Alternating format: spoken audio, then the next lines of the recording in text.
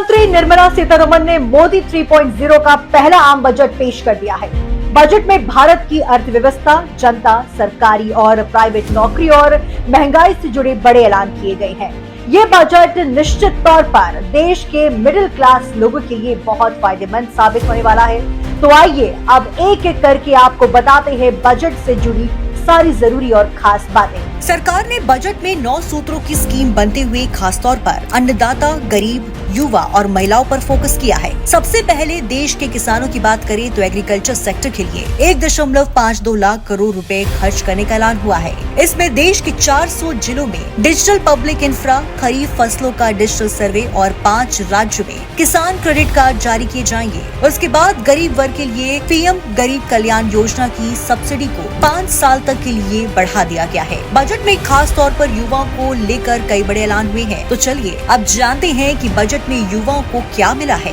युवाओं के लिए नेशनल इंस्टीट्यूट्स में पढ़ाई करने के लिए एजुकेशन लोन के ब्याज में छूट दी जाएगी। साथ ही 1 करोड़ युवाओं को देश की टॉप कंपनियों में इंटर्नशिप दिलाने का ऐलान किया गया है। रोजगार और कौशल विकास के तहत बजट में पहली बार नौकरी पेशा लोगों को भी बड़ा तोहफा मिलने जा रहा है। जी हां, आपको बता दें कि अब से 1 लाख रुपए से कम सैलरी होने पर 15,000 रुपए दिए जाएंगे। इसके लिए बस आपको EPFO अकाउंट में रजिस्टर्ड करना होगा। वहीं स्टार्टअप और बिजनेस को बढ़ावा देने के लिए मुद्रा लोन की लिमिट 10 लाख से बढ़ाकर 20 लाख कर दी गई है। महिलाओं के लिए बजट में 3 लाख करोड़ की रकम तय हुई है। इसके अलावा अब महिलाओं के नाम पर प्रॉपर्टी खरीदने पर रजिस्ट्री स्टाम्प ड्यूटी में राहत देने की घोषणा की गई है। नई इनकम टैक्स रिलीज की बात करें तो टैक्स स्लैब में बड़े बदलाव किए गए हैं। अब 3 लाख तक की आय वालों को टैक्स नहीं देना होगा, जबकि 3 से 7 लाख की सैलरी पर 5%,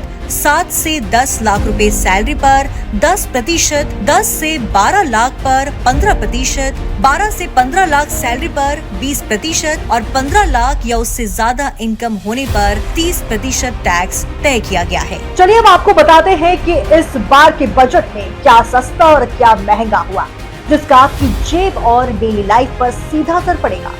इस लिस्ट में पहला नाम है मोबाइल फोन। जी हाँ, अब स्मार्टफोन और उसके पार्ट्स पर GST घटा दी गई है। साथ ही बाकी इलेक्ट्रॉनिक आइटम और सोलर पैनल के दाम भी कम हो जाएंगे। इसके अलावा सोने, चांदी और यहाँ तक कि प्लैटिनम ज्वेलरी पर कॉस्ट ड्यूटी घटाकर 6% हो गई है। अब मिडिल क्लास के लोग भी इन चीजों को आसानी से अफोर्ड कर पाएंगे। वहीं प्लास्टिक का सामान, सिगरेट, टेलीकॉम सर्विस और हवाई यात्राएं महंगी कर दी गई है।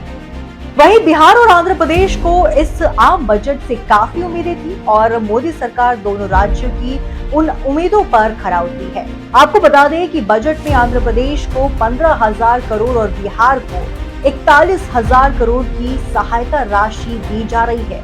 वित्त मंत्री ने खासतौर पर बिहार के गया और बोध गया मंदिरों के डेवलपमेंट की घोषणा की है। बजट 2024 में लागू हुई खास स्कीमों की बात करें तो पूर्वोदय स्कीम, सूर्य घर, मुफ्त बिजली योजना और आदिवासियों के लिए उन्नत ग्राम योजना अभियान शुरू करने का ऐलान हुआ है।